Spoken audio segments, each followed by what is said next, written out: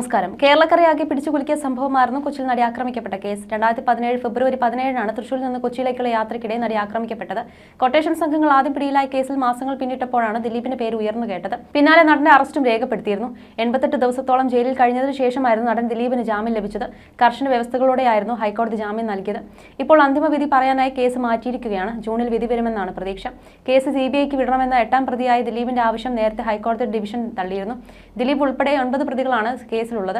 ഏതാനും നടപടിക്രമങ്ങൾ കൂടി പൂർത്തിയാക്കി ഈ മാസം തന്നെ വിധി പറയുന്നതിനാണ് കോടതിയുടെ നീക്കമെന്നാണ് പുറത്തുവരുന്ന വിവരം. കോടതിയിൽ നടപടിക്രമങ്ങൾ ഈ തരത്തിൽ മുന്നോട്ട് പോകുന്നതിനിടയിൽ തന്നെയാണ് കേസുമായി ബന്ധപ്പെട്ട ഒരു കുറിപ്പ് സോഷ്യൽ മീഡിയയിൽ ഏറെ ശ്രദ്ധ നേടുന്നത്. ദിലീപിനെതിരായി പ്രവർത്തിച്ച പലർക്കും പിന്നീട് രോഗങ്ങൾ വന്നതും കരിയറിൽ തിരിച്ചടി ഉണ്ടായതുമെല്ലാമാണ് SP ഹരി എന്ന പ്രൊഫൈലിൽ ചൂണ്ടിക്കാണിക്കുന്നത്. ആ കുറിപ്പിന്റെ പൂർണ്ണരൂപം ഇങ്ങനെയാണ്. ദിലീപിനെതിരെ പോലീസിന്റെ ഭാഗം കണ്ടതായി കോടതിയിൽ മൊഴി നൽകിയ ഏക വ്യക്തിയായ സംവിധായകൻ ബാലചന്ദ്രകുമാർ രോഗം ബാധിച്ച് മരിച്ചു. പൾസ് സുനിയുടെ ആദ്യ അഭിഭാഷകനായ അഡ്വക്കേറ്റ് BA ആളൂരും രോഗത്തെ തുടർന്ന് അന്തരിച്ചു. ആളൂർ വന്നതിനു ശേഷമാണ് പൾസ് സുനി ജയിലിൽ നിന്ന് ദിലീപിന് കത്തെഴുതുന്നത്. അതാണ് ദിലീപ് കേസിൽ പെടുന്നതിന്റെ തുടക്കം. ദിലീപിനെ അറസ്റ്റ് ചെയ്യാൻ മുൻകൈയെടുത്ത വനിതാ IPS ഉദ്യോഗസ്ഥയ്ക്ക് വലിയ പ്രശ്നങ്ങളൊന്നും ഇല്ലെങ്കിലും ക്രെഡിറ്റ് കിട്ടേണ്ടിയിരുന്ന ജിഷ കേസിൽ അവർക്കെതിരെ വിമർശനങ്ങൾ ഉയർന്നു. DGP ആകാനും കഴിഞ്ഞില്ല. ശ്രീകുമാർ മേനോൻ ഒടിയൻ ഡിസാസ്റ്ററിന് ശേഷം 7 വർഷമായിട്ടും ഒരു തിരിച്ചുവരവില്ലാതെ ഇപ്പോഴും ഒരു പോസ്റ്റ് ഇട്ടാൽ തെറി കേൾക്കുന്ന അവസ്ഥയിലാണ്.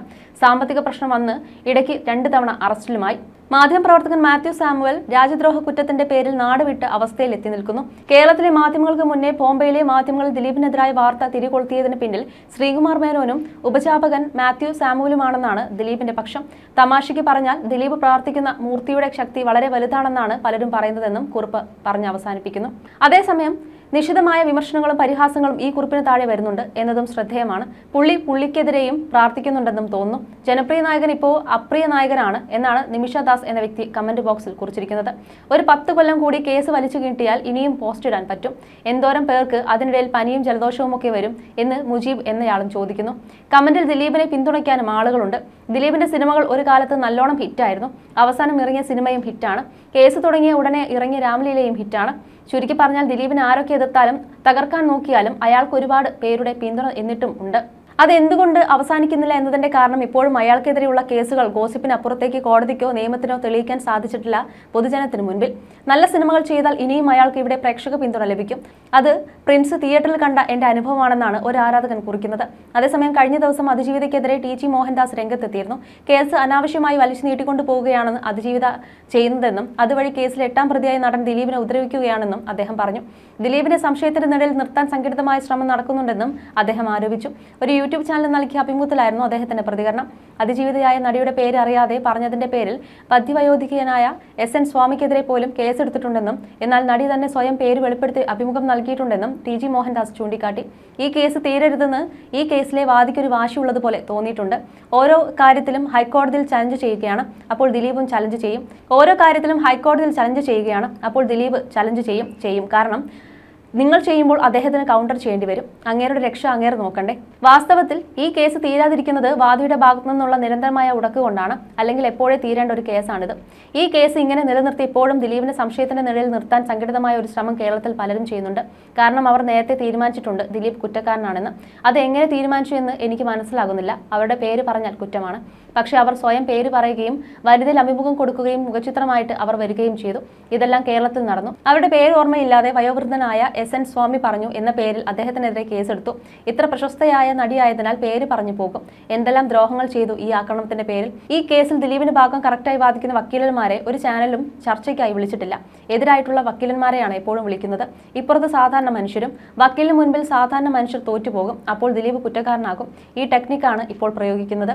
കുറച്ച് ദിവസങ്ങൾക്ക് മുമ്പായിരുന്നു കേസിൽ അന്തിമവാദം പൂർത്തിയായത്. ഇതുവരെയുള്ള വാദത്തിൽ കോടതിക്ക് ആവശ്യമെങ്കിൽ വ്യക്തത തേടും. ഇതിനായി കേസ് മെയ് 21 പരിഗണിക്കുന്നതായിരിക്കും. അതിനുശേഷം വിചാരണ കോടതി കേസ് വിധി പറയാൻ മാറ്റും. 7 വർഷവും 1 മാസവും നീണ്ട വിചാരണ നടപടികളാണ് ഇപ്പോൾ പൂർത്തിയായിരിക്കുന്നത്. കേസിൽ CBI അന്വേഷണം ആവശ്യപ്പെട്ടുള്ള 8ാം പ്രതിയും നടനുമായ ദിലീപിന്റെ ഹർജി ഹൈക്കോടതി ഡിവിഷൻ ബെഞ്ച് നേരത്തെ തള്ളിയിരുന്നു.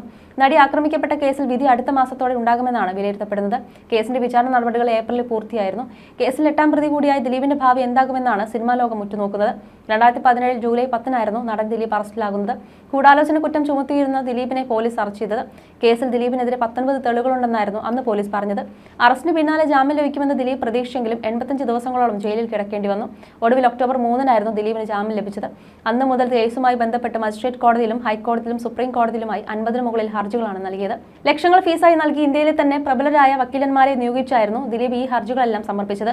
ആദ്യം നടി ആക്രമിക്കപ്പെട്ട കേസിലെ ദൃശ്യങ്ങൾ ആവശ്യപ്പെട്ടും രേഖകൾ ആവശ്യപ്പെട്ടുമെല്ലാം ദിലീപ് ഹർജികൾ നൽകി. പിന്നീട് പ്രതിപട്ടികയിൽ നിന്നും ഒഴിവാക്കണമെന്നും കുറ്റവിമുക്തമാക്കണമെന്നും ആവശ്യപ്പെട്ടാണ് കോടതിയിലെത്തിയത്. അതേസമയം നടി ആക്രമിക്കപ്പെട്ട കേസിലെ അന്വേഷണം വഴിതെറ്റുന്നത് മഞ്ജുവാര്യരുടെ ഒരു പ്രസ്താവനയ്ക്ക് പിന്നാലെയാണെന്ന് സംവിധായകൻ ശാന്തിവിള ദിനേശ് അടുത്തിടെ പറഞ്ഞിരുന്നു.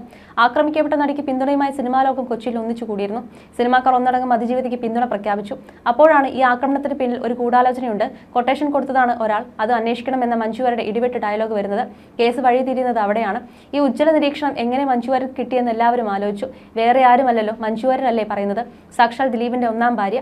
അതോടെ അതുവരെ എല്ലാവരും ചിന്തിച്ച കാര്യം താഴെ പോയി.